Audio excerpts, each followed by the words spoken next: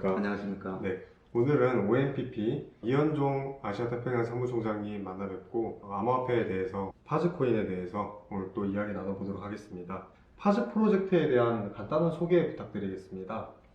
예, 애초에 시작은 암호화폐하고 블록체인이란 말이 한국에서는 굉장히 혼용되고 네, 또 블록체인의 기본 정신은 굉장히 훌륭하다고 생각을 하는데 단순하게 암호화폐랑 같이 쓰이다 보니까 마치 투기의 대상만으로 되는 것 같고요. 또 굉장히 선정적인 기사들이 좀 많이 나오다 보니까 맞습니다. 예, 사실 범죄와 관련된 얘기도 굉장히 많은데 현금을 사용하는 범죄와 뭐 비교도 안 되겠죠. 네. 하지만 이 새로운 기술들이 나오고 또 새로운 화폐가 나오다 보니까 또 매우 선정적인 기사들도 많이 나오고 해서 그래서 관심을 가지게 되고 또 이 블록체인의 기본적인 철학을 잘 활용을 하면 많은 사람들한테 도움이 될 수 있겠다라는 생각으로 준비하기 시작했습니다. 사실 그 파즈코인은 제가 알기로는 공익적인 가상화폐로 알고 있습니다.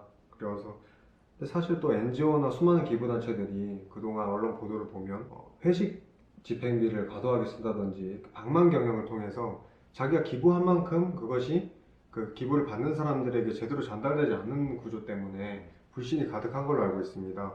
파즈코인이 그거에 대해서 어떤 방식으로 개혁할 수 있는 길이 있을지, 방안이 있을지 말씀해 주시면 감사하겠습니다. 예, 더불어 사는 세상에서 나보다 어려운 사람을 돕겠다라는 마음은 정말로 소중한 마음이죠. 네, 그 소중한 마음으로 내가 누군가한테 기부를 하는데 그 내가 기부한 것이 내가 기부한 마음만큼 쓰이지 않고 다른 데로 전용된다라고 하면 기부하신 분들이 개인적으로 불쾌하신 것을 떠나서 전체적으로 세계적으로 또 기부하는 문화 자체가 위축되는 것이 상당히 맞습니다. 걱정인데요.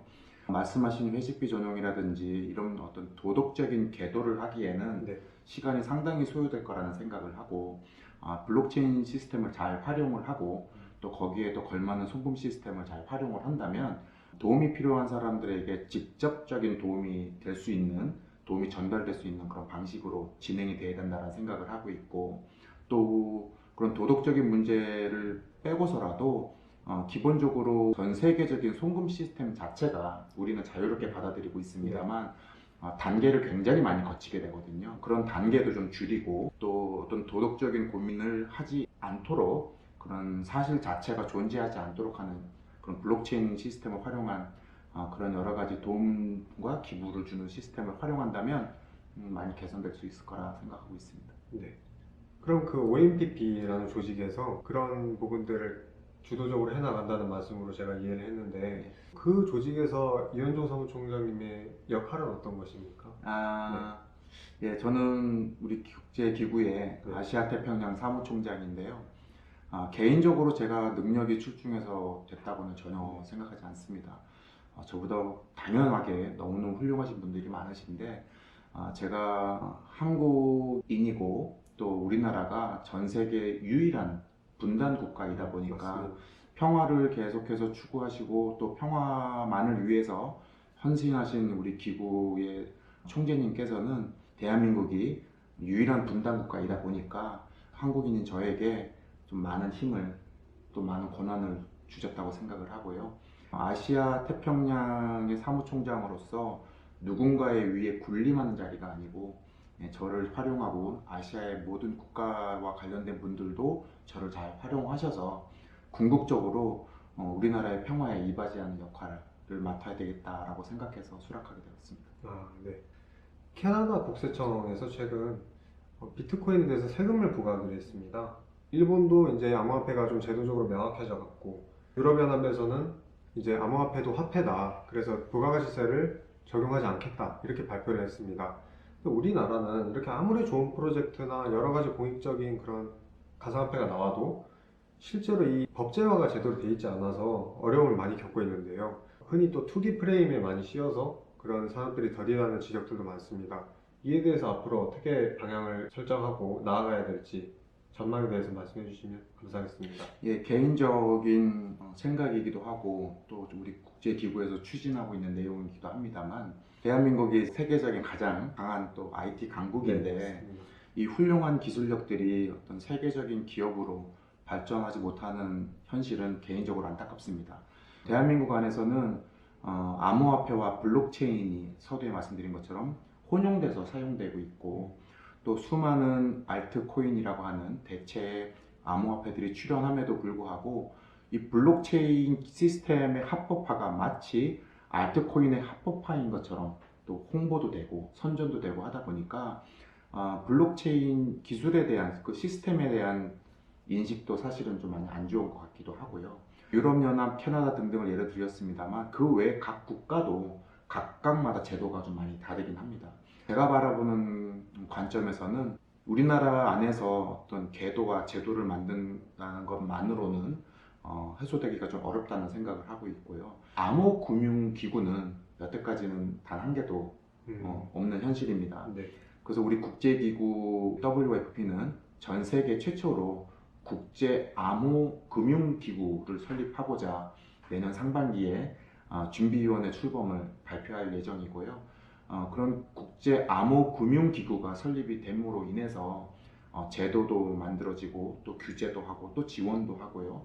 여러 가지 가이드라인들도 만들 수 있을 거라 생각을 하고 그 중에 작은 부분이나마 기여하고 싶습니다. 현재 한국의 암호화폐 제도가 미비한 거에 대해서 좀 국제적으로 또 거시적인 부분에서 가이드라인을 제시해서 그것들을 개선해 나간다는 그런 말씀을 해주신 것 같습니다. 그렇습니다. 암호화폐의 그 투기의 대상으로서의 암호화폐와 실질적으로 사람의 실생활에 도움이 되는 블록체인 시스템이 구분돼서 규제도 되고 지원도 되는 이런 시스템이 가야 된다고 생각하고 있습니다. 네.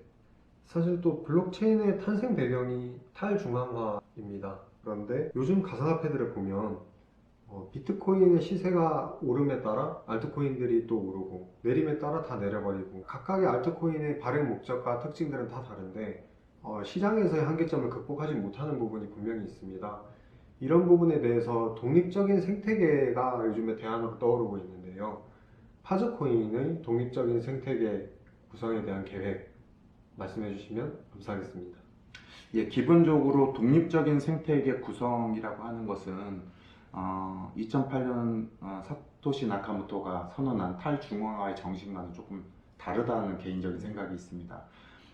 독립적인 생태계라고 하는 말은 저의 짧은 지식으로는 그들만의 리그처럼 들리는데요. 그것은 암호화폐의 개념과 조금 다른 전자화폐의 개념이 아닌가라는 생각이 되기도 하고요. 수많은 알트코인들이 비트코인의 영향을 받는 것은 사실입니다만 기본적으로 알트코인이라고 암호화폐라고 하는 것은 암호라는 말이 붙었지만 화폐를 만드는 일이라고 생각을 합니다. 그 화폐를 만든다라고 하는 것은 전 세계에 통용이 돼야 된다는 의미인데 한 기업이 화폐를 만들어서 전 세계에 통용되게 만든다라고 하는 사실이 과연 그냥 기술력만으로 되는 것이다라고 생각되지는 않습니다.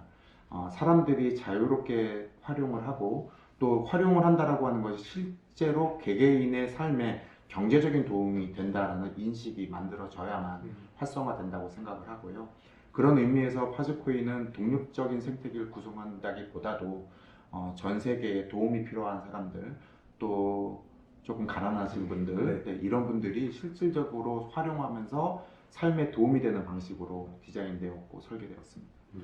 네. 가장 문제가 되는 것이 아무리 좋은 프로젝트도 생태계가 없다 보니까 그렇고 또 명확한 목적이 없어서 이것이 시장에 내던졌을 때 비트코인에 영향을 많이 받았는데 말씀하신 부분처럼 어떤 명확한 목적을 가지고 또 그런 고유의 불평등 문제라든지 기부 문화에 대한 혁신이라든지 그런 부분들이 충분히 대안이 있을 것으로 생각이 됩니다. 앞으로 많은 기대 드리겠습니다. 네, 최선을 다하겠습니다. 네.